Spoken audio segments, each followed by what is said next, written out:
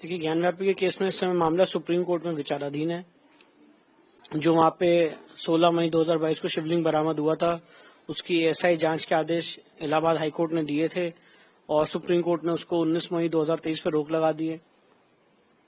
तो इस समय वो मामला सुप्रीम कोर्ट में विचाराधीन चल रहा है। साथ ही साथ ट्रायल कोर्ट में इस समय धीमी गति से मामला चल रहा है।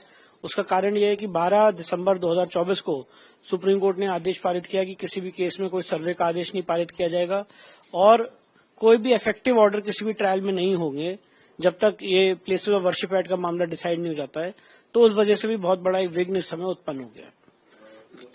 लगातार पहले राम मंदिर और फिर ज्ञानव्यापी में अपना हक जता रहा है और फिर वो कोर्ट में सबूत पेश करते हैं। इस पर विचार देखिए, मुस्लिम पक्ष के पास कोई भी सबूत नहीं है और ऐसा राम मंदिर के केस में भी ना ज्ञानव्यापी चाहे मथुरा श्री कृष्ण जन्मभूमि किसी भी केस में वो कोई सबूत नहीं दे पाए हैं सिवाय ये बोलने के कि वहां पे पिछले इतने सालों से या इतने दिनों से वो नमाज पढ़ रहे हैं। मैं स्पष्ट रूप से बताना चाहता हूं कि अगर आप किसी मंदिर के परिसर में घुस के जबरन नमाज पढ़ लेते हैं तो उससे मंदिर का अस्तित्व समाप्त नहीं होता है। और ये बात सुप्रीम कोर्ट ने भी राम मंदिर के केस में देवता का जो अस्तित्व है उस मुद्दे को होल्ड किया है।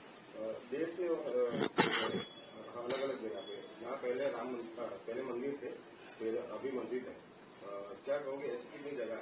नहीं, ऐसी बहुत सारी जगहें हैं और अलग अलग जगहें जहां जहां जिसके फैक्ट्स मिल रहे हैं, जिसकी हिस्टोरिकल रिसर्च मिल रही है, जिसके प्रमाण मिल रहे हैं, उसकी केस स्टडी के माध्यम से जो भी न्यायालयीन संघर्ष हो सकता है वो हम लोग कर रहे हैं। आप गुजरात आए हैं, गुजरात में भी ऐसी कोई जगह है जहाँ मंदिर और मस्जिद वाली? नहीं, ऐसी बहुत सारी जगहें हैं। अगर बात की जाए तो भरूच में ऐसा एक केस है। ऐसे बहुत सारे एरियाज हैं जहां पे इस तरह की परिस्थितियां उत्पन्न हो गई हैं और उसके लिए कोशिश यही है कि जिस तरह से राम मंदिर में हम लोगों को न्याय मिला और एक न्याय की लाज रखी गई, उसी तरह से बाकी जगहों पे भी पूरे सनातन समाज को न्याय मिले और जो हमारी आध्यात्मिक ऊर्जा के केंद्र हैं जिसको गलत ढंग से कब्जा किया गया है वो मुक्त हो सके। कुछ दिन पहले आपको धमकी मिली थी, क्या वजह थी? देखिए, धमकियां तो जो आदमी एक सच्चाई के रास्ते पर रहता है, सही काम करता है, तो एक विघटनकारी शक्तियां हैं जो इस तरह के काम में आगे आती हैं, धमकियां देती हैं। संभल का जो पूरा केस था उसमें सारी बातें सामने उभर के आई थी, पर हमें और हमारी लीगल टीम को इन सब धमकियों से कोई फर्क नहीं पड़ता है।